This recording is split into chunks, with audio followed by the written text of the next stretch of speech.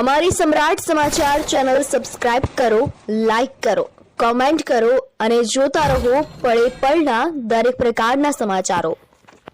ભારતીય બનાવટના વિદેશી દારૂની નાની મોટી બોટલ નંગ 5328, જેની કિંમત ₹17,09,760 સહિત કુલ ₹22,14,760ના મુદ્દામાલ સાથે એક ઇસમને ઝડપી પાડતી Bhavnagar local crime branch.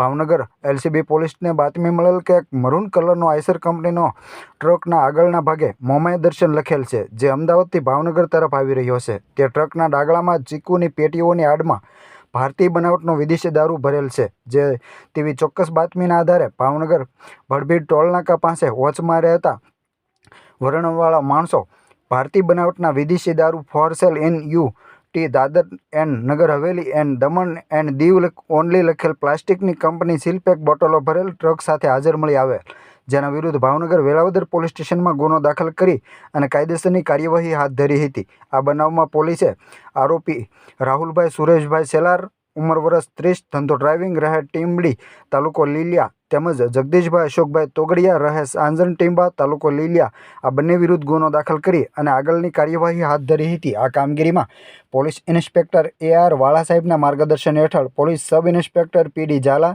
LCB સ્ટાફના બીજલભાઈ કરમટિયા, જયદાનભાઈ લાંગાવદરા, ફાલ્ગુનસિંહ ગોહિલ, હરિચંદ્રસિંહ તેમજ શૈલેષભાઈ ચાવડા, પ્રજ્ઞેશભાઈ પંડ્યા સહિતના જોડાયા હતા।